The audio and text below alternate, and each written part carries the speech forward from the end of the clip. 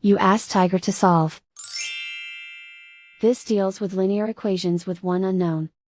The final result is r equals -8. Let's solve it step by step. Group all constants on the right side of the equation. Subtract 12 from both sides. Simplify the arithmetic.